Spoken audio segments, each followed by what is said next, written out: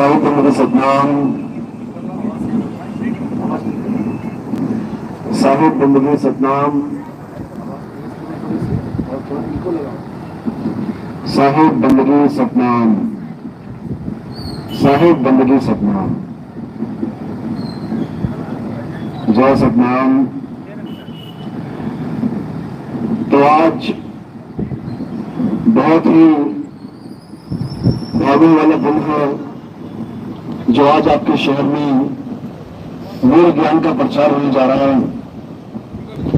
बहुत बड़े भाग हैं उन जीवों के जो आज इस मूल ज्ञान को बैठ के सुन पाएंगे, और उससे भी बड़े भाग हैं उन जीवों के जो इस ज्ञान को थोड़ा सा भी समझ पाएंगे, क्योंकि जब जन्मों जन्मों के भाग उदय होते हैं, जब जन्मों जन्मों के संस्कार उदय होते हैं, तब जाकर ये मूल ज्ञान किसी एक जीव के कानों में पड़ता है, और मालिक की कृपा हो तो इस ज्ञान को अच्छे से समझ में जाता है। ये ज्ञान समझना सबके बस की बात नहीं है, क्योंकि ये इतने ऊंचे लेवल का ज्ञान होता है कि जल्दी इसको समझना संभव ही नहीं है।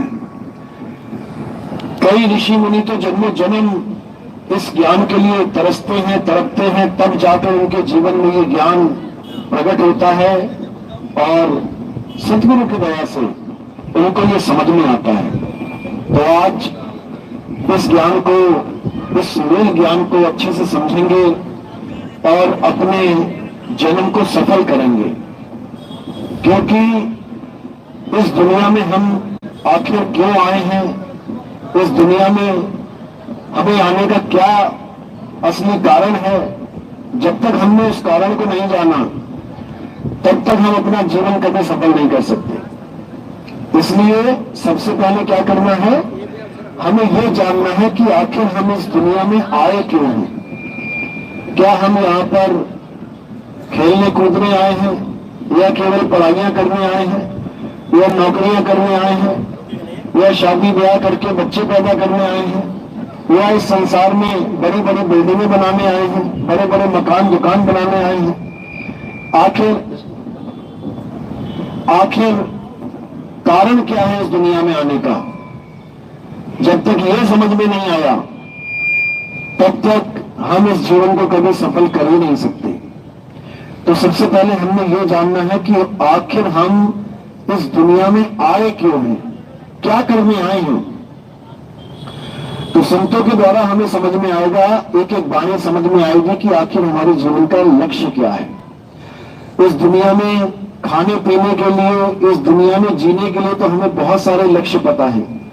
डॉक्टर बन जाओ, इंजीनियर बन जाओ, साइंटिस्ट बन जाओ, लोहार बन जाओ, कोई नाई बन जाएगा, कोई सुनार बन जाएगा, कोई दर्जी बन जाएगा। खाने कमाने के तो बहुत से लक्ष्य हैं, किसी को भी प्राप्त कर लो। लेकिन इस दुनिया में आकर मुक्ति प्राप्त करने का क्या लक्ष्य है, हमें इसको जानना पड़ेगा। और जब हम ये जान जाएंगे तो समझ लो कि अब जन्म सफल होना ही होना है। तो आज का सत्संग शुरू करने से पहले परमात्मा के नाम पे जयकारा लगाएंगे, फिर सत्संग शुरू करेंगे। बोलिए परमपिता परमात्मा की, सदगुरु बंदी छोड़ कबीर साहेब की, सभी संतों की, सभी भक्तों की, आज के आनंद की, सकल हंस को बंदगी, साहेब बंदगी सतनाम। तो हमें संत महात्मा समझाते हैं कि जब तक तुम्हें ये नहीं पता लगा, जब तक तुम्हें ये नहीं पता लगा कि तुम आखिर इस संसार में करने क्या आए हो, तब तक तुम वो कार्य कर ही नहीं सकते, क्योंकि तुम वो चीज भूल चुके हो। और जब तक तुम्हें कोई गुरु याद न दिलवा दे, तब तक वो चीज तुम्हें याद आने वाली भी नहीं है। उस कार्य के अलावा तुम कुछ भी कर डालो इस संसार में, तुम्हें परम गति, मोक्ष, मुक्ति नहीं मिलने वाली। तुम पूजा कर लो सारी उम्र, तुम मंदिर मस्जिद गुरुद्वारे चले जाओ सारी उम्र, तुम हवन यज्ञ तीर्थ मूर्त तुम कुछ भी कर डालो, जो मर्जी कर लो, लेकिन तुम्हारी मुक्ति नहीं हो सकती, क्योंकि मुक्ति का फार्मूला कुछ और है। दुनियावी चीजें तो मिल जाएंगी। कोई कहता है मैं जब से मंदिर जाना शुरू किया मुझे खूब खूब दुनिया चीजें प्राप्त होने लग गई। अच्छी बात है, बढ़िया है, लेकिन कब तक रखोगे अपने साथ वो चीजें? जब तक तुम्हारे घट में सांस है। तुम्हारी सांस निकलते ही तुम्हें मिली हुई गाड़ी, तुम्हें मिला हुआ बंगला, तुम्हें मिला हुआ बैंक बैलेंस, ये सब किसी और का हो जाएगा। ये तुम्हारे साथ नहीं जाएगा। एक चवन्नी में ले जा सकते हैं यहां से। जितना मर्जी रिश्तेदारी बना लो, माँ बाप तो भगवान ने दे दिए, बीवी बना लो, बच्चे बना लो, और भी जितने भी बना सकते हो, यार दोस्त बना लो, सब अंत समय में तुम्हें छोड़ देंगे। कोई तुम्हारे साथ जाने वाला नहीं है। अकेले तुम्हें यमराज की दरबार में तुम्हें खड़ा होना पड़ेगा अपने कर्मों का हिसाब देने के लिए। कोई तुम्हारे साथ नहीं है। कौन होगा तुम्हारे साथ? केवल तुम्हारे कर्म। अच्छे काम किए हैं तो अच्छा फल मिलेगा, और बुरे काम किए हैं तो बुरा फल मिलेगा।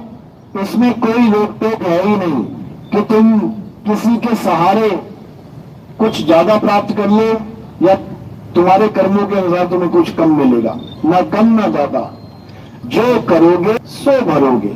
ये बिल्कुल सीधा सा फार्मूला है। तो क्या करना है? इस दुनिया में आने का एक ही लक्ष्य है कि हमें वो ज्ञान प्राप्त करना है जिसके द्वारा हमारी मुक्ति हो। और वो ज्ञान क्या है? वो किसी मंदिर मस्जिद गुरुद्वारे में जाने का ज्ञान नहीं है, वो किसी भगवानों की पूजा करने का ज्ञान नहीं है। उस ज्ञान का नाम है आत्मज्ञान। आत्मज्ञान। अब ये आत्मज्ञान क्या होता है? जिस दिन ये समझ में आ गया कि आत्मज्ञान क्या होता है, तो उस दिन सारी कहानी समझ में आ जाएगी कि इस दुनिया में आए हो तो क्यों आए हो। तो आत्मज्ञान क्या होता है? कृष्ण जी गीता में समझाते हैं, हे अर्जुन, ये जीव इस मुक्ति को प्राप्त करने के लिए नाना प्रकार के देवी देवताओं की पूजा करता है, नाना प्रकार के हवन यज्ञों में जाता है, नाना प्रकार के जितने भी मनमुखी कार्य हैं सब कर डालता है। लेकिन ये सब अज्ञानतावश पूजाएं हैं, ये सब अज्ञानियों की पूजाएं हैं, इसमें त्रुटियां हैं। इसलिए वो जीव मुक्ति का पात्र नहीं बन पाता। और क्या होता है? बार बार जन्म और मरण में धक्के खाता है। अब कैसे मुक्ति होगी?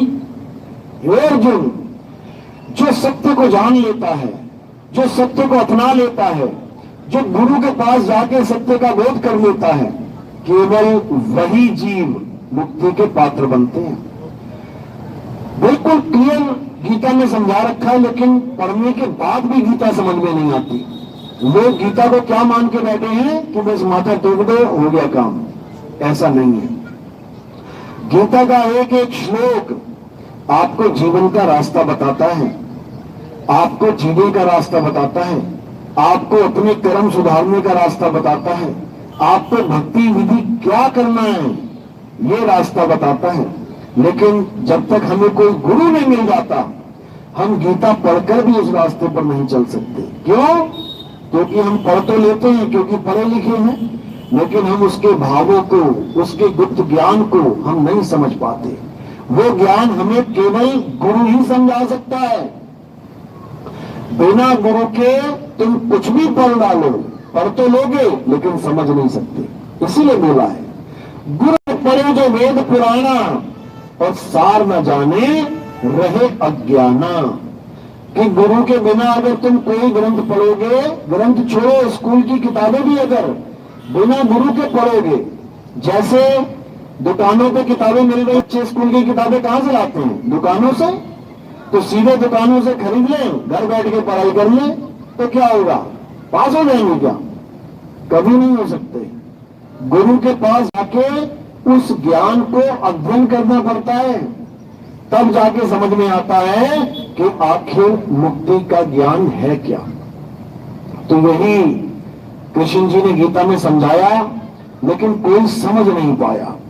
कृष्ण जी की तो पूजा करने लग गए, हजारों लाखों मंदिर डालो कृष्ण जी के, लेकिन गीता का ज्ञान क्या कह रहा है किसी ने कोई विवेक लगाया ही नहीं। जो मंदिर मस्जिद बना के बैठ गए, गीता का ज्ञान उसी का खंडन करता है। गीता यही समझाती है, हे अर्जुन, जो अपनी आत्मा को छोड़कर कहीं और अपनी सूरत को जोड़ लेता है, अपने ध्यान को लगा लेता है, वो कभी जन्म मरण से पार नहीं हो पाता। उसका आना जाना, जन्मना मरना लगातार चलता रहता है। तो बचेगा कौन?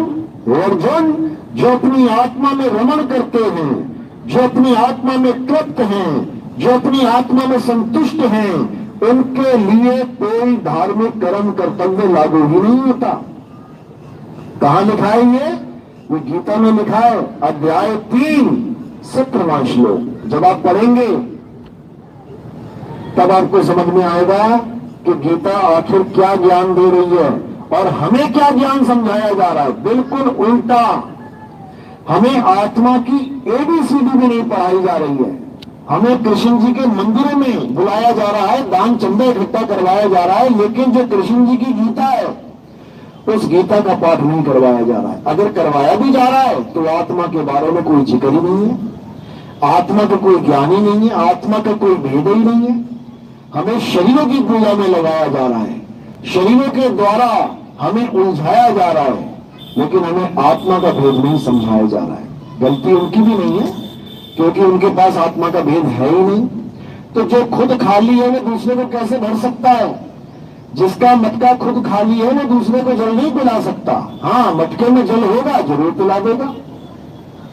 इसीलिए कबीर साहब ने बोला, जल में नीन प्यासी, वह देखते आवे हासी, आत्म ज्ञान बिना नर भटके, कभी काबा कभी काशी। कहते हैं अगर इस दुनिया में कोई ज्ञान है जो तुम्हें भटकने से बचा सकता है, वो आत्म ज्ञान है। आत्म ज्ञान, आत्म ज्ञान का मतलब ये बिल्कुल नहीं कि मैं किसी और की पूजा करूं। आत्म ज्ञान का मतलब ये बिल्कुल नहीं मैं किसी और का नाम जपूं। आत्म ज्ञान का मतलब ये बिल्कुल नहीं कि मैं किसी तीर्थ मूर्त में जाकर पूजा। जहां पर आत्म जुड़ जाए वो तुम्हारे लिए बात जुड़ जाती है, तुम्हारे लिए बताया जा रहा है। जैसे कोई कहे अपनी आत्मकथा लिखो, तो तुम्हारी आत्मकथा लिखनी है तुमने किसी और का जीवन यात्रा मत लिखने लग जाना। कोई कहता है कि किसी ने आत्महत्या करी तो उसने अपनी हत्या करी है खुद, किसी और ने उसको नहीं मारा है। अगर कोई कहे आत्मरक्षा करो, तो आत्मरक्षा अपनी की जाती है, किसी और की नहीं। इसी प्रकार आत्मकथा अपनी कथा, इसी प्रकार आत्म निर्णय अपना निर्णय, इसी प्रकार आत्म साक्षात्कार अपना साक्षात्कार, इसी प्रकार आत्म सिद्धि यानी अपनी सिद्धि, इसी प्रकार आत्म ज्ञान यानी अपना ज्ञान, अपना ज्ञान, आत्म बल यानी अपना बल। सब कुछ अपना ही होना चाहिए, तब आत्म शब्द जुड़ता है। आत्म का मतलब पराया नहीं होता। लोग आत्म ज्ञान तो कर रहे हैं आज, आत्म ज्ञान को जानो, आत्म ज्ञान। उसके बाद क्या करवा रहे हैं? तुम ये नाम जप लो, तुम उसका नाम जप लो, ये भगवानों का नाम जप लो। अब कहां गया आत्म ज्ञान? अब कहां चली गई आत्मा? यही अज्ञान है। किसी का नाम नहीं जपना है, किसी की पूजा नहीं करनी है। किसको जानना है? आत्मा को जानना है। और आत्मा कहीं बाहर नहीं है कि कहीं गली में भटकी पड़ी है या कहीं मंदिरों में मस्जिदों में गिर गई कहीं पे जाके। आत्मा तुम्हारे साथ है, तभी तो तुम चल रहे हो, तभी तो ये शरीर खा रहा है, पी रहा है, भाग रहा है, दौड़ रहा है, क्योंकि आत्मा इसके साथ है। वो तो कहां भी मेरे बंदे, और मैं तो तेरे पास में, बिल्कुल पास में है, लेकिन उसका एहसास नहीं है, उसका ज्ञान नहीं है, इसलिए पास होते हुए भी दूर है। अब क्या करना है? अब हमें ऐसे गुरु की शरण चाहिए जो तुम्हें तुम्हारी ही आत्मा का ज्ञान दे दे। वो गुरु तुम्हें पार कर सकता है। इसीलिए गीता ने बिल्कुल स्पष्ट बोल दिया, हे अर्जुन, जो गुरु तुम्हें तुम्हारी आत्मा का भेद समझा दे, जो आत्मा रूपी सत्य वस्तु का ज्ञान करवा दे, वही गुरु सर्वश्रेष्ठ है। उसी को तत्वदर्शी संत कहते हैं। अध्याय 4 34वां श्लोक। हे अर्जुन, अगर तुम सत्य को प्राप्त करना चाहते हो तो तुम ऐसे तत्वदर्शी संत की शरण में जाओ जिसने आत्मा को जान लिया है, वही तुम्हें तुम्हारी आत्मा का भेद समझा सकता है, वही तुम्हें तुम्हारी आत्मा की प्राप्ति करवा सकता है। नहीं तो बिना आत्म ज्ञान के ही शरीर छोड़ना पड़ेगा। और अगर बिना आत्म ज्ञान के शरीर छोड़ दिया तो क्या होगा? उसके बाद नाना प्रकार की योनियों में भ्रमण करना पड़ेगा। देखो, नालियों में सुअर घूम रहे हैं, जंगलों में भालू घूम रहे हैं, शेर चीते घूम रहे हैं। देखो कौन है ये लोग? ये वही लोग हैं जिनको इंसान जन्म मिला था, लेकिन इन्होंने परवाह नहीं करी अपने इंसान जन्म की कि अगर परमात्मा ने मुझे इंसान जन्म दिया है तो मुझे करना क्या है, मैं इसको कैसे सफल करूं।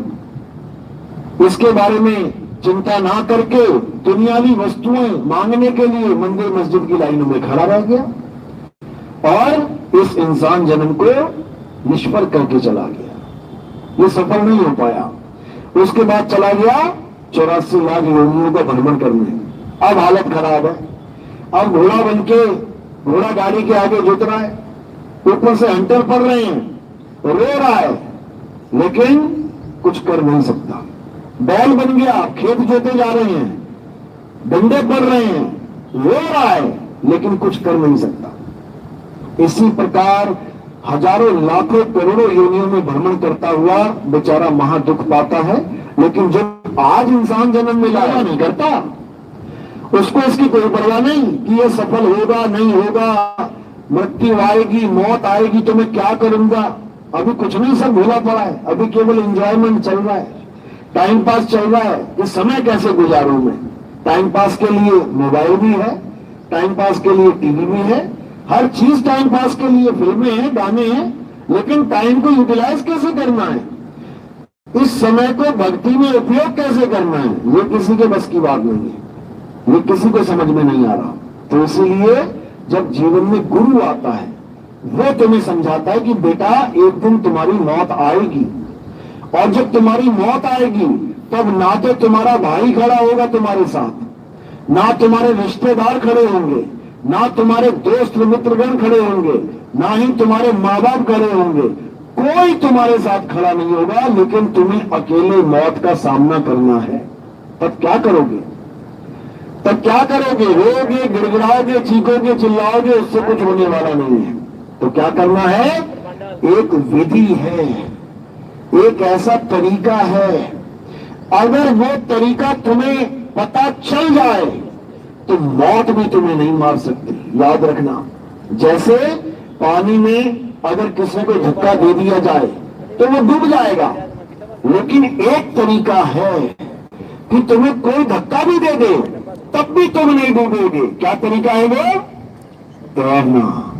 अगर तुम्हें तैरना समझ में आ गया कि तैरा कैसे जाता है, उसके बाद सारी दुनिया का पानी मिलकर तुम्हें नहीं डुबा सकता। तुम्हें चाहे नदी में छलांग मरवा दो, चाहे तुम्हें स्विमिंग पूल में कोई डाल दे, चाहे तुम्हें किसी तालाब में डाल दे, चाहे तुम्हें सागर में डाल दे, अगर तुमने तैरना सीख लिया तो किसी पानी की ताकत नहीं जो तुम्हें डुबा सके। बस इसको समझना है।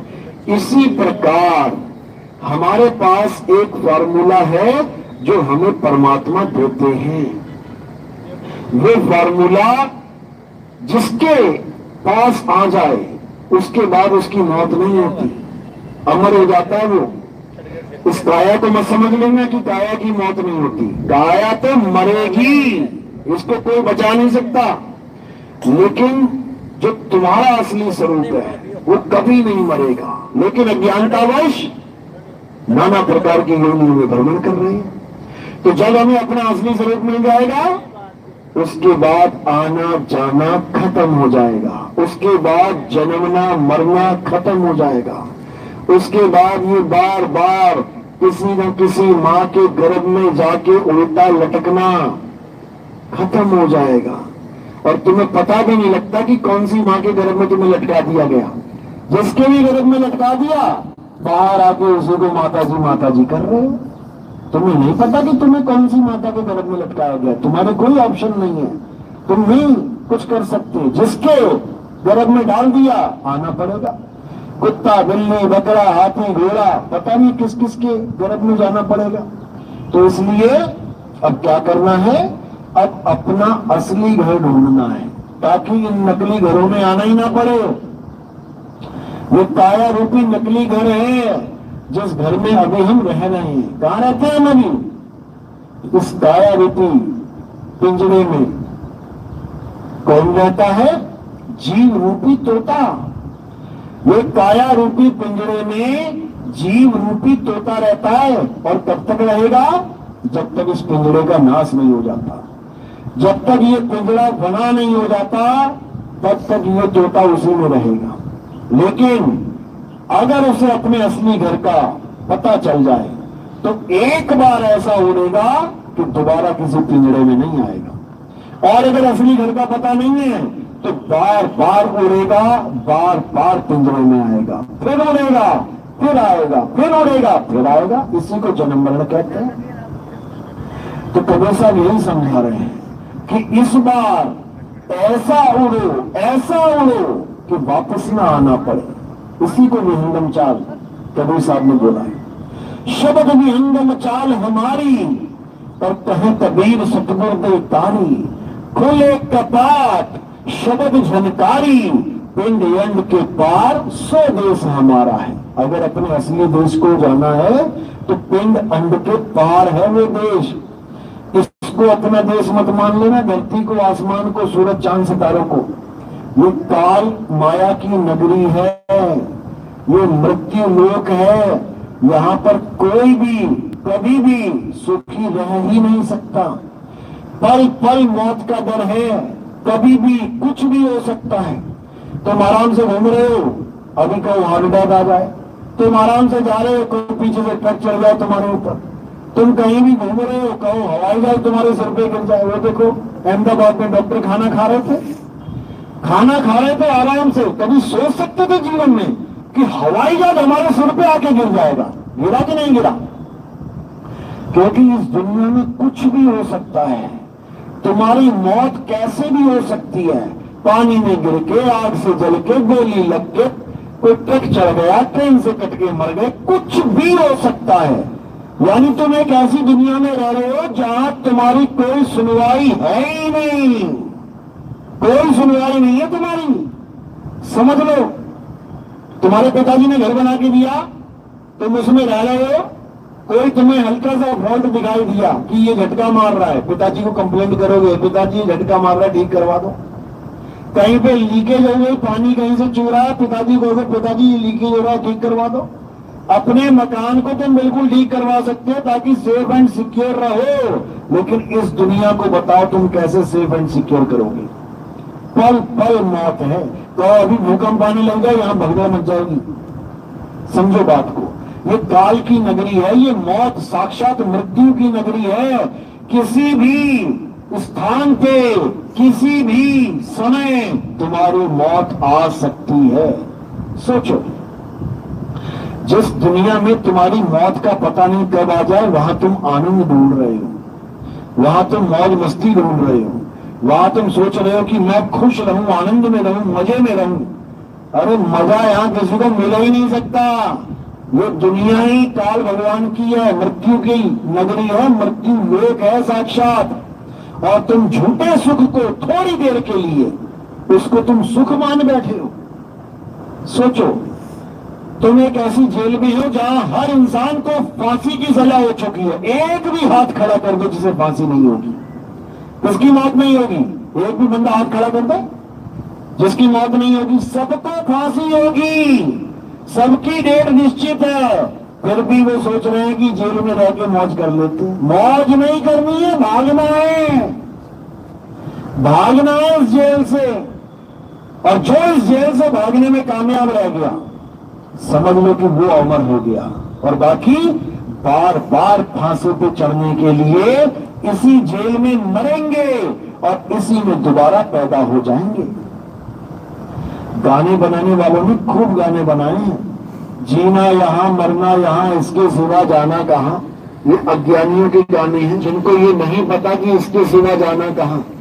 कबीर साहब बताते हैं, अरे आए हो तुम जहां से और जाना तुम्हें कहां है, इतना बस विचार लो, हो गया भजन। तुम कहां से आए हो वहीं चले जाओ, इस दुनिया बनने से पहले तुम कहां रहते थे? ये संसार पैदा होने से पहले, ये सूरज चांद सितारे धरती बनने से पहले तुम कहां रहते थे? अगर तुम्हें इतनी बात समझ में आ जाए तो तुम वहां पहुंच जाओगे। लेकिन अगर तुम सोचो कि पहले दुनिया बनी है मैं बाद में बनाऊं, तो फिर इसी दुनिया में पैदा होते रहो, इसी में मरते रहो। समझो, पहले दुनिया बनेगी तुम बने। अज्ञानी जीव क्या कहेगा, मैं तो अभी पैदा हुआ हूं 2014 में, मैं अभी पैदा हुआ 1998 में, मैं अभी पैदा हुआ 1970 में। यह अज्ञानी जीव के लक्षण है। और जो ज्ञानी जीव है वो क्या कहेगा, मैं अजन्मा हूं, मेरा कभी जन्म नहीं होता। हे अर्जुन, ये आत्मा अजन्मा है, ये आत्मा अजन्मा है, नित्य है, शाश्वत है, पुरातन है। ये आत्मा ही सत्य सनातन है। ये है आत्मा के लक्षण। ये लक्षण नहीं है कि मैं 10 साल का हो गया, मैं 20 साल का हो गया, मैं बूढ़ा हो गया, मैं मर जाऊंगा। कोई नहीं मरने वाला। बस तुम अपने आप को जान लो एक बार। और अगर तुमने अपने आप को जान लिया तो मौत नाम की चीज तुम्हारी डिक्शनरी से खत्म हो जाती है, क्योंकि मौत नाम की कोई चीज है ही नहीं। कबीर साहब कह रहे हैं, हम ना मरे मरे संसारा, हमको मिला जीवन हारा। कहते हम नहीं मरेंगे कभी। क्यों? क्योंकि हम अविनाशी हैं। गाते हैं ना सब, ईश्वर अंश जीव अविनाशी। ईश्वर भी अविनाशी है और ये सारे जीव बैठे हैं, ये भी अविनाशी है। तो मरेगा कौन? किसकी मौत होगी? एक बार भी नहीं हुई विचार करने की कोशिश करना। ईश्वर अंश जीव अविनाशी, जीव अविनाशी है, तो मरेगा कौन? कोई नहीं मरता। मरना ही इस दुनिया का सबसे बड़ा झूठ है, जिसको इस दुनिया का सबसे बड़ा सच बना के पेश किया जा रहा है। किसी से पूछो ना, इस दुनिया में सबसे बड़ा सच क्या है, क्या कहेगा? मौत सबसे बड़ा सच है। बताओ, अरे किसकी मौत होगी भाई? किसकी मौत होगी? परमात्मा अविनाशी है, जीव अविनाशी है, मरेगा कौन? नहीं समझ में आ रहा। ये इस काया की मौत को सच मान के बैठा है। अरे जब मैं काया हूं ही नहीं तो मेरी मौत कैसे होगी? बस इतना समझना है।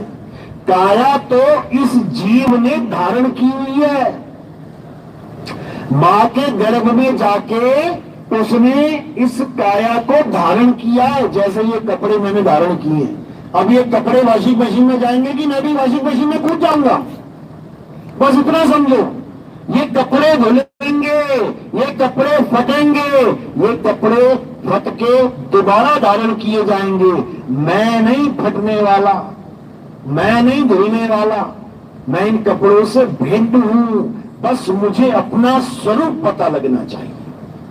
जब मुझे मेरा स्वरूप बताने वाला गुरु मिल गया, उसके बाद मैं किसी कपड़े की पूजा नहीं करूंगा। कौन से कपड़े? राम जी के कपड़े, श्याम जी के कपड़े, हनुमान जी के कपड़े, भोले शंकर के कपड़े, माता के कपड़े, गुरुओं के कपड़े, पितरों के कपड़े, प्रेतों के कपड़े, यक्षों के कपड़े, गण गंधर्वों के कपड़े, राक्षसों के कपड़े, सबके कपड़े ही तो हैं। सबके शरीर कपड़े ही हैं। फिर कपड़ों की पूजा खत्म हो जाएगी। फिर किसकी पूजा होगी? आत्मा की पूजा होगी। फिर आत्म देव की पूजा होगी, फिर आत्म ज्ञान की पूजा होगी। यही समझा रहे हैं कृष्ण जी। हे अर्जुन, ये शरीर हम नहीं हैं, ये शरीर हमारे कपड़े हैं। कपड़ों के खत्म हो जाने पर, इन कपड़ों के फट जाने पर हम तुम नहीं मरते, हमारा कुछ नहीं बिगड़ता।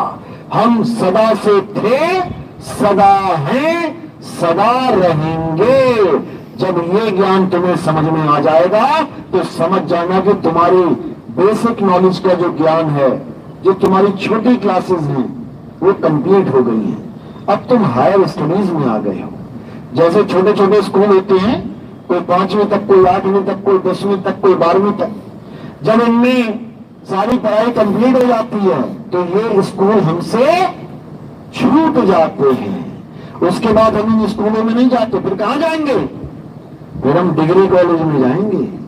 फिर हम ये बैग लाद के नहीं लेके जाएंगे कि 5 किताबें इसकी और 5 किताबें उसकी और बीच में और तमाम, फिर एक पेंसिल होगी, पेन और एक रजिस्टर होगा। कॉलेज में ऐसे ही जाते हैं बच्चे। तो कहने का मतलब, उसके बाद ये सारा जितना भी बोझा तुमने लाद रखा है, पूजा पाठ हवन यज्ञ, ये मंत्र वो मंत्र, सब छूट जाएगा। उसके बाद केवल एक ही चीज रह जाएगी तुम्हारे जीवन में, उसको कहते हैं आत्मज्ञान।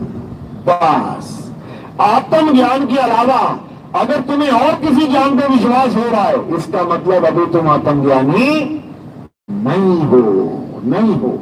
जैसे अर्जुन को पूछा गया क्या दिखाई दे रहा है पेड़ पे, तो कहता मुझे चिड़िया की आंख दिख रही है।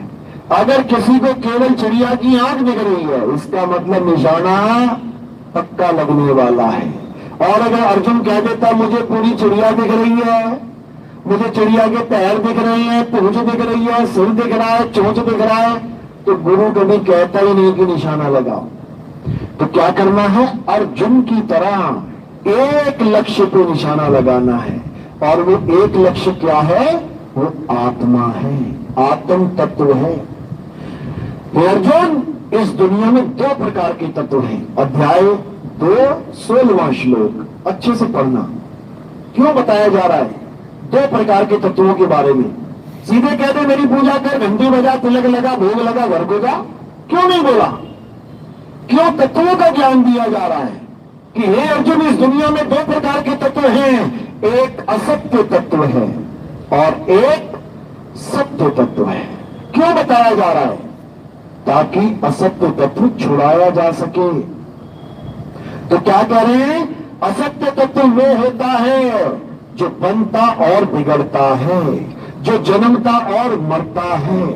जो तत्व बार बार बदल जाए वो असत्य तत्व कहलाता है। जिसका रंग रूप हो और वो बदलता जा रहा है, असत्य तत्व कहलाता है। और सत्य क्या है? हे अर्जुन, सत्य केवल एक है, जो ना तो जन्मता है और ना ही कभी उसकी मृत्यु होती है। वो ना कभी बदलता है, वो एक रस अखंड अचल स्थिर रहने आत्मा है। और असत्य क्या है? ये सारा संसार 5 तत्व असत्य है। देखो तुम सूरज देख लो, चांद देख लो, धरती देख लो, आसमान देख लो, तुम्हें हर चीज बदलती दिखाई देगी। तुम पेड़ पौधे देख लो, तुम पशु पक्षी देख लो, तुम बड़े बड़े देवी देवता देख लो, सब बदलते दिखाई देंगे। छोटे से शरीर से बड़ा शरीर हो रहा है, बड़े से छोटा हो रहा है, जवान से बूढ़े हो रहे हैं, बूढ़े से जवान हो रहे हैं, सब कुछ हो रहा है। ये सब असत्य है। तो क्या करना है? असत्य तत्व को त्याग के सत्य आत्मा को जानना है। और अगर ये जान लिया तो समझ लो कि अब तुम्हारा जन्म सफल होके रहेगा। अध्याय 4 34वां श्लोक कह रहे हैं, हे अर्जुन, इस सत्य तत्व को प्राप्त करने के लिए तुम ऐसे तत्वदर्शी संत की शरण में जाओ जो तुम्हें सत्य और असत्य का निर्णय करवा दे, असत्य को छुड़वा दे और सत्य को ग्रहण करवा दे। तब समझना कि अब तुम जन्म मरण से पार होगे। इसी को कबीर साहब समझा रहे हैं। कह रहे सतगुरु ऐसा चाहिए और जैसा सूप सुहाए, सार सार तो गही रहे, ठोठा दे उड़ाए। कहते हैं ऐसा गुरु चाहिए हमें, ऐसा सतगुरु चाहिए जो सार सार तो गही रहे। सार मतलब सत्य, जो सत्य को तो ग्रहण करवा दे और असत्य को छुड़वा दे, असत्य से मेरा मन हटवा दे। क्योंकि अगर मैं असत्य से जुड़ गया तो मुझे वापस असत्य में ही आना पड़ेगा। क्यों? क्योंकि जहां आशा तहां वासा। और ये इंसान ऐसा है कि लालच में आके ये असत्य की पूजा छोड़ो, ये भूत प्रेत चंडालों की पूजा करने से भी नहीं पीछे जा हटता। असत्य तो छोड़ो, असत्य तो मूर्ति मान लिया, असत्य मंदिर मस्जिद गुरुद्वारे मान लिए, उसको छोड़ो। ये भूतों की, प्रेतों की, राक्षसों की पूजा करने से भी बाज नहीं आ रहा है। इसको थोड़ा सा लालच मिल जाए, इसकी पूजा कर ले, तुझे कार मिल जाएगी, उस भूत की पूजा कर ले, ऐसा हो जाएगा, उस चंडाल की पूजा कर ले, ऐसा हो जाएगा, उस राक्षस की पूजा कर ले, भंडार भर जाएंगे। वो इंसान नहीं सोच रहा कि क्या करने जा रहा है। गीता समझाती है कि पूजा करने से पहले तुम्हें ये फॉर्मूला जानना पड़ेगा कि पूजा करने का फल क्या होता है। अगर तुमने किसी भूत प्रेत की पूजा करी सारी उम्र तो क्या फल मिलेगा तुम्हें? अगर तुमने किसी गण गंधर्व की, यक्ष की, किसी राक्षस की पूजा करी तो क्या फल मिलेगा? अगर तुमने किसी देवी देवता की पूजा कर डाली सारी उम्र तो क्या फल मिलेगा? ये सब बताया गया है। अगर तुमने पितरों की पूजा कर ली तो क्या फल मिलेगा? बिल्कुल क्लियर। अध्याय 9 25वां श्लोक पढ़ो क्या कह रहा है। कह रहे हैं, हे अर्जुन, जो देवताओं की पूजा करते हैं वो देवलोक को चले जाते हैं, वो देवों के पास चले जाएंगे। जो पितरों की पूजा करते हैं वो पितरों में जाके रहेंगे, वो पितरलोक को चले जाएंगे। जो भूत प्रेतों की पूजा करते हैं वो भूतों के बीच जन्म लेके रहेंगे, और जो राक्षसों की पूजा करते हैं वो राक्षस ही बन जाएंगे। इसलिए पूजा करने से पहले, किसी मंदिर में जाने से पहले तुम्हें ये विचार करना है कि गीता के द्वारा बताया हुआ ये श्लोक मुझे कहां लेके जाएगा। अगर कोई तुम्हें कहे कि पितरों की पूजा करनी पड़ेगी तो उसको ये श्लोक दिखाओ, उसको पूछो कि मुझे आप पितरों की पूजा करवा रहे हो, गीता कह रही है मैं पितरलोक को चला जाऊंगा। अगर तुम मुझे किसी राक्षस की पूजा करने को कह रहे हो, किसी भूत प्रेत, किसी चंडालिका की पूजा करने की, किसी चुड़ैल माता की पूजा करने की बात कर रहे हो, तो भैया चुड़ैल बन जाऊंगा मैं भूत प्रेत बन जाऊंगा, मैं राक्षस बन जाऊंगा। कौन कह रहा है? गीता कह रही है, नितिन दास नहीं कह रहा। तो तुम सोचो कि नितिन दास अपने मन से बोल रहा है। नितिन दास अपने मन से एक लाइन नहीं बोलता। जो बोलता हूं प्रमाण के साथ बोलता हूं और अच्छे से दिखा के बोलता हूं, समझ लो। इसलिए किसी भी मंदिर में जाने से पहले उस भगवान की, उस देवता की, उस मूर्ति की हिस्ट्री जानो, उसका इतिहास जानो कि आखिर मैं इसकी पूजा क्यों करूं, कौन है ये। आपको यकीन नहीं होगा, भारत देश में ही रावण की भी पूजा हो रही है, मध्य प्रदेश में। अब बताओ, और उनसे पूछो क्या धर्म है तुम्हारा? हम सनातन धर्म वाले हैं। अरे भैया, सनातन धर्म वाले रावण की पूजा कब से करने लग गए? कर्ण की पूजा चल रही है। क्यों? महावीर महादानी था कर्ण, इसलिए हम उसकी पूजा करते हैं। अरे कृष्ण जी ने कहा क्या कि महादानी है कोई तो उसकी पूजा कर लो, या कोई परम वीर है तो उसकी पूजा कर लो। महादानी तो राक्षस रावण भी था, 10 बार सिरदान दिया उसने। पूरी हिस्ट्री में दिखा दो किसी ने 10 बार सिरदान दिया भगवान को, दिया कि नहीं दिया? भोले शंकर को 10 बार अपना सिर काट के चढ़ाया, फिर तो सबसे बड़ा भगवान यही है, इसकी पूजा कर ले भाई। तुम 1 बार 2 बार वालों की पूजा कर रहे हो, 10 बार सिर काट के चढ़ा दिया रावण ने, उसी को भगवान मान लेते हैं। नहीं तो दिखा दो किसी ने काटा हो अपने सिर 10 बार।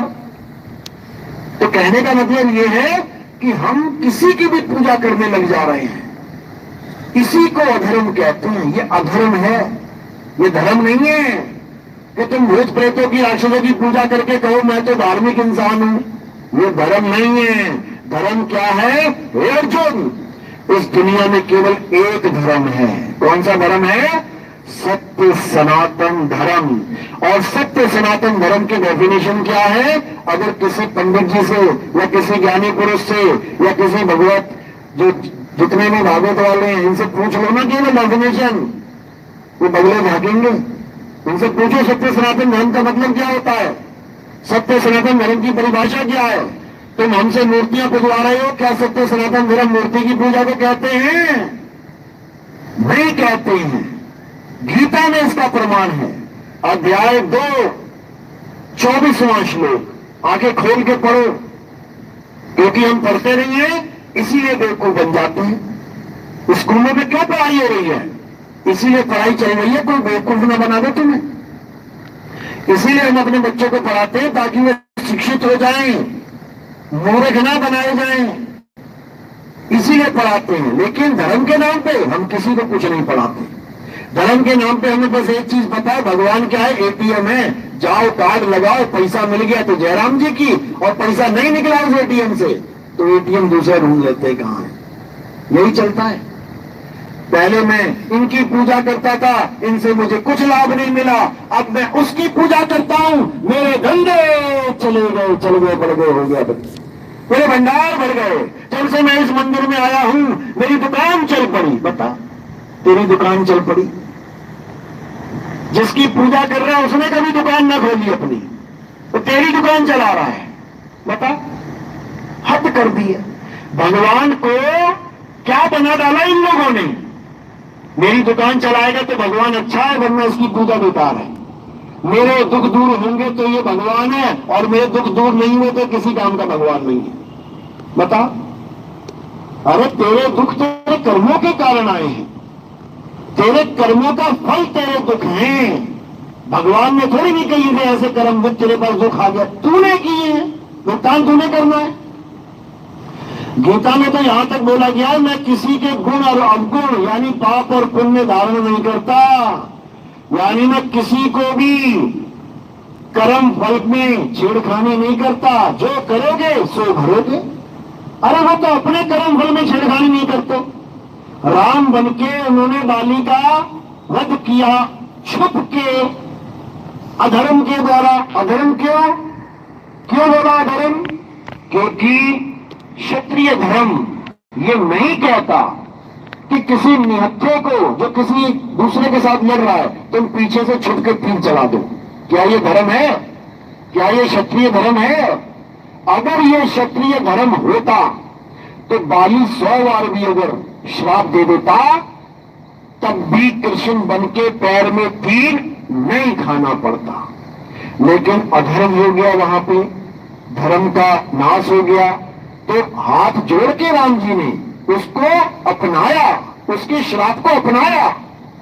बाली ने कहा जैसे मुझे तुमने मारा है वैसे ही छुप के मैं तुम्हें मारूंगा। तो राम जी ने कहा तथास्तु, ऐसा ही होगा। क्यों? क्योंकि ये संसार कर्मों की खेती है, यहां जैसा बोओगे वैसा ही काटना पड़ेगा। तो राम जी का वो एक कर्म कितनी देर पीछे करता रहा उनका? पूरे 1 युग तक। त्रेता युग में किया गया कर्म द्वापर युग में कृष्ण बन के भुगतना पड़ा। 1 युग तक वो कर्म पीछा करता रहा। तुम्हारे कर्म कैसे काटेगा कोई बताओ? जो करोगे सो भरोगे, इसमें कोई फेर बदल नहीं हो सकता। तुम अभी जहर खा लोगे तो तुम्हारी मृत्यु होगी। कैसे टल जाएगी? तुम आग में हाथ डालोगे अभी तुम जलोगे, कैसे टलेगा? इसीलिए संतों महात्माओं ने सबसे पहले कर्म ठीक करवाए हैं। मांस यानी किसी को दुख मत दो। सबको अपना शरीर प्यारा है, सबको अपना जीवन प्यारा है। तुम बकरे का गला काटो, देखो कैसे चीख रहा है, चिल्ला रहा है, तड़प रहा है छूटने के लिए, उसको जान प्यारी है। लेकिन तुम निर्दयी होकर उसका गला रोक दे रहे हो, यानी कि तुमने ऐसा कर्म बना दिया, उसका भुगतान भुगतना पड़ेगा। अब तुम्हें कोई ना कोई जन्म ऐसा लेना पड़ेगा जहां पर छुरी उसके हाथ में होगी और तुम्हारी गर्दन होगी। ये लिखा गया, क्योंकि तुमने किया इसलिए लिखा गया। अब ये मिटेगा नहीं। तुम जितना मर्जी जोर लगा लो, सिर का बदला सिर ही होगा। तो इसी प्रकार जैसे तीर का बदला तीर ही हुआ, राम जी ने तीर मारा बाली के, तो बाली से ही तीर खाना भी पड़ा। अब तुम बगरे के चाकू मारोगे तो बगरे के द्वारा चाकू ही मिलेगा तुम्हें, याद रखना। तो संतों ने पहले कर्मों को सुधारने की बात करी कि पहले तुम बिल्कुल ऐसे हो जाओ जैसे निर्मल जल होता है। भक्ति बाद में कर लेना, पहले कर्म सुधार लो। किसी को दुख मत दो, सबसे प्रेम करो, तो प्रकृति का नियम क्या है? जो करोगे सो भरोगे। जब तुम प्रकृति को प्रेम दोगे तो प्रकृति तुम्हें प्रेम ही देगी। तुम प्रकृति को गाली दोगे 101% गाली मिलेगी। तुम प्रकृति को सुख मिलेगा और तुम दुख दोगे तो दुख ही मिलेगा। बात इतनी सी है, लेकिन किसी के समझ में नहीं आती। मैं दुख देना तो नहीं रोक सकता, हाँ भगवान से अरदास कर लेता हूं कि मुझे कर्मों का फल ना मिले। रोज जाके पूजा कर लूंगा, हे प्रभु मेरे अपराध क्षमा करना। अपराध रोज करने हैं, अपराधों में बैन नहीं लगाना, अपराधों में कोई कमी नहीं होगी, लेकिन प्रभु की पूजा 3 टाइम कर लूंगा मैं। बताओ, इससे कुछ होने वाला नहीं है मेरे भाई। हर कर्म का तुम्हें फल मिलेगा और वो मिलना ही है। तो सबसे बड़ी बात क्या है? आत्मज्ञान। कृष्ण जी क्या कहते हैं? हे अर्जुन, जब तुम्हारे जीवन में आत्मा का ज्ञान देने वाला गुरु आ जाएगा।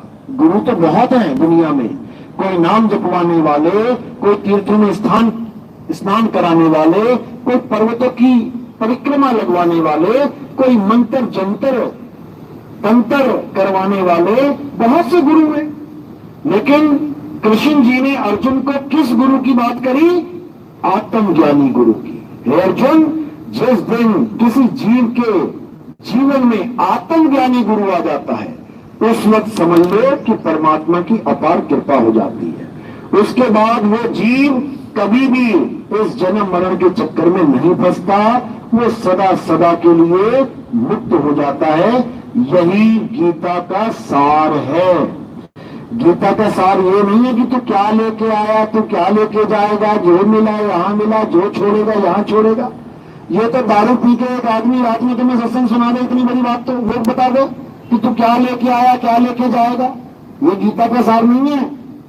गीता का सार है, हे अर्जुन, जो अपनी आत्मा में रमण करते हैं, जो अपनी आत्मा में संतुष्ट हैं, जो अपनी आत्मा में तृप्त हैं, उनके लिए कोई धार्मिक कर्म कर्तव्य लागू नहीं होता, क्योंकि आत्मा ही सार है। और आत्मा के अलावा जितने भी कर्म कर्तव्य तुम कर रहे हो, ये सब असार है।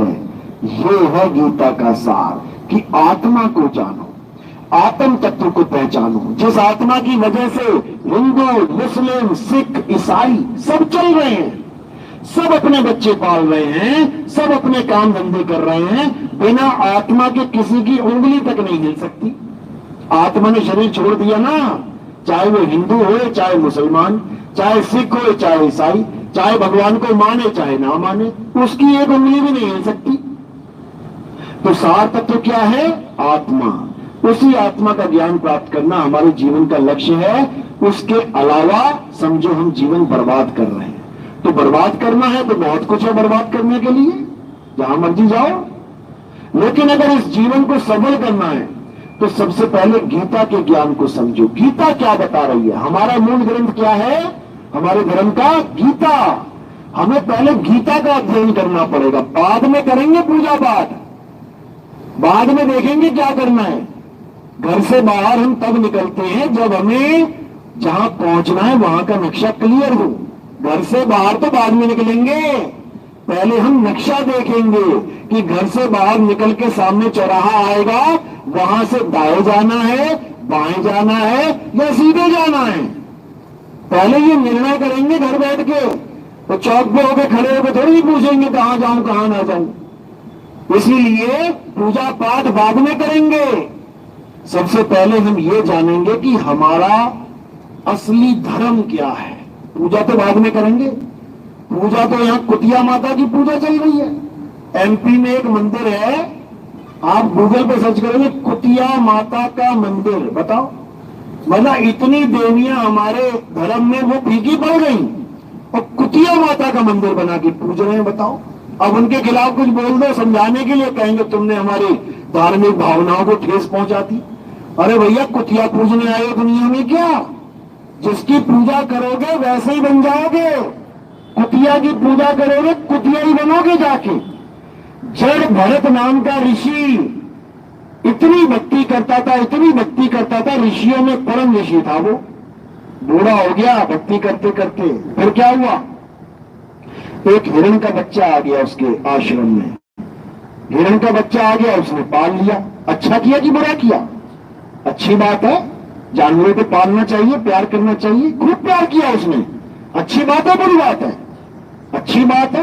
लेकिन इतना प्यार किया, इतना प्यार किया कि भक्ति पीछे रह गई है, प्यार आगे आ गया। अब 24 घंटे उस हिरण के बच्चे की याद कर रहा है, कहां है कहां है, खिलाऊं पिलाऊं कहां है। करते करते करते करते एक दिन मृत्यु आ गई, और जब मृत्यु आई तो पूजा पाठ भूल के हिरण के बच्चे को याद कर रहा है। और जब हिरण के बच्चे को याद कर रहा है तो फिर क्या हो गया? हिरण के गर्भ में चला गया, हिरणी के गर्भ में चला गया, हिरण का बच्चा बन के पैदा हो गया। तो भगवान की भक्ति सारी उम्र की हुई भी मदद नहीं कर पाई उसकी, कि अंत समय में सारी भक्ति आगे रख देता और हिरण का बच्चा पीछे हो जाता। नहीं हो पाया, क्योंकि अंतगता से मता। जो अंत का खेल है वो अंत का ही खेल है, याद रखना। सारी उम्र तुमने क्या किया वो नहीं देखा जाएगा, अंत में तुमने क्या किया है। कहते ना, अंत भला तो सब भला। समझो, तो हमारा जो ज्ञान है आत्म ज्ञान, ये तुम्हें अंत में भला करवाने वाला ज्ञान है। ये तुम्हें सारा जीवन भले सुख ना दे। कोई कहो जी मैंने गुरुजी आपसे नाम लिया है, मेरी दुकान तो चली नहीं रही है, मेरे भंडार तो भर ही नहीं रहे हैं, अरे मेरे घर में खुशियां तो आ ही नहीं रही हैं। वो फलाना जाता है वहां राक्षस की पूजा करके, उसके घर के भंडार भर गए। वो कुतिया की पूजा कर रहा है, उसके भंडार भर गए। वो प्रेतों की पूजा कर रहा है, उसके घर के भंडार भर गए। वो गधे की पूजा कर रहा है, वो किसी की पूजा कर रहा है, सबकी पूजा चल रही है, सबके भंडार भर रहे हैं। गुरुजी आपसे नाम लेते तो कुछ भी फायदा नहीं हुआ। बेटा फायदा होगा, अभी नहीं होगा। कब होगा? जब अंत समय आएगा। जब अंत समय आएगा तो जो गधे की पूजा करता है वो गधा बनेगा, जो कुत्ते की पूजा करता है वो कुत्ता बनेगा, जो राक्षस की पूजा करता है वो राक्षस बनेगा, जो भूत प्रेतों की पूजा करता है वो भूत प्रेत बनेगा, और जो आत्म देव की पूजा करता है वो आत्म देव बनेगा। समझ लो, अभी नहीं समझ में आ रहा है, अभी नहीं समझ में आ रहा है, ये तब समझ में आएगा। याद रखना, आज तैरना सीख लिया, सारी उम्र पानी में मत गिरना। अभी समझ में नहीं आ रहा है, लेकिन जिस दिन गिरोगे अंत समय में, उस दिन समझ में आएगा क्या सीख लिया था। अभी नहीं समझ में आ रहा। अंत समय में भवसागर में गिरोगे तब हाथ जोड़ के कहोगे शुक्र मालिक का, समय रहते सीख लिया था तैरना, अब अंत में कोई सहाय नहीं होगा। बात समझ में आई कि नहीं आई? अच्छी बात है, आई तो चलो ज्यादा लंबा ना करके आज यहीं पे विराम देते हैं सत्संग को। बोलिए परमपिता परमात्मा की, सदगुरु बंदी छोड़ कबीर साहेबों की, सभी संतों की, सभी भक्तों की, आज के आनंद की, सकल हंस को बंदगी साहेब, बंदगी सतनाम। जय सतनाम, जय सतनाम।